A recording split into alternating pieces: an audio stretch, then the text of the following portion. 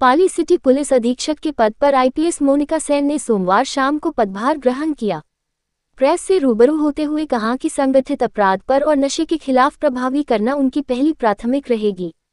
उसके साथ ही उन्होंने कहा कि युवाओं को नशे की गिरफ्त में आने से बचाने के लिए प्रभावी कार्रवाई करेंगे, साथ ही आपराधिक प्रवृत्ति वाले लोगों को सलाखों के पीछे पहुंचाएंगे।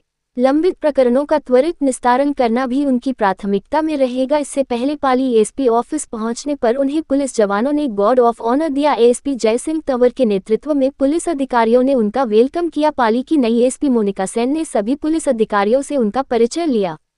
बता दें कि राज्य सरकार ने 13 मार्च को देर रात 64 आईपीएस अधिकारियों की तबादलों की सूची जारी की थी, जिसमें हारी रानी बटालियन अजमेर से कमांडेंट पोस्ट से ट्रांसफर कर आईपीएस मोनिका सेन को पाली एसपी की पोस्ट पर ट्रांसफर किया।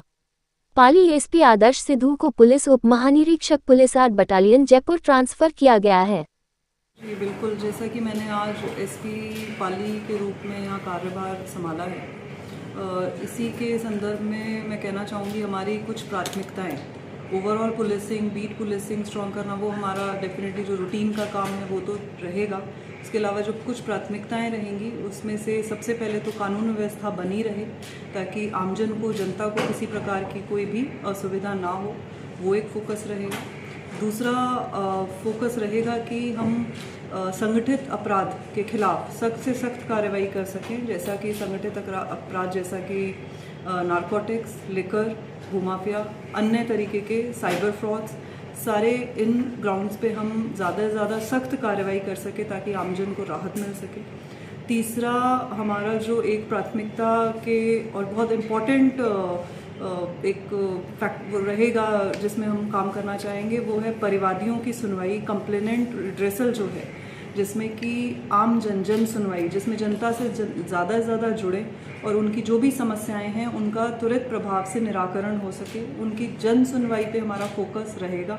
वो थाना चौकी उनके लिए है, वो उसके लिए वो बिना किसी डर के थाना चौकी, एसपी ऑफिस और अन्य अधिकारियों से अप्रोच कर सकें और अपने समस्याओं के बारे में बता सकें ताकि उनका निराकरण समय रहते किया जा सके और प्रभावी रूप से किया जा सके। ये एक मेन फोकस रहेगा।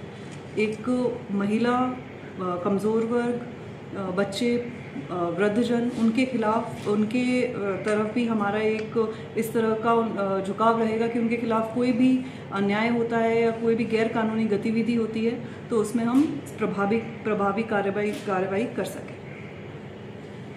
युवा पीढ़ी को बिल्कुल, जैसा कि मैंने कहा, इस चीज़ को सबसे पहले तो लार्जर लेवल पे ऑर्गेनाइज्ड क्राइम, जैसा मैंने कहा, नारकोटिक्स के खिलाफ भी एक मेजर अभियान चलाकर उसके खिलाफ हम कार्रवाई करेंगे। युवा पीढ़ी, जैसा आपने कहा, वो उसकी चपेट में ना आए, उसके लिए एक मेजर कंसर्न, वो आज की डेट में नो डाउट एक मेजर कंसर्न है। उसमें हम अवेयरनेस कैंपेन्स के थ्रू और विभिन्न अभियानों के थ्रू एक अभियान चलाकर उसमें ये रहेगा कि वो समझें कि इसके प्रभाव से अगर वो निकलते हैं तो उसके क्या फ़ायदे हैं और इसके प्रभाव में रहने के क्या नुकसान हैं। तो एक हमारा जो नारकोटिक्स के गैंग के रूप में काम कर रहे हैं उनको रोकना और जो इसके प्रभाव में आ रहे हैं उन युवाओं को भी अवेयर करना, वो हमारा इसमें मॉडल वो रहेगी। बाकी क्षेत्र के हिसाब से, जो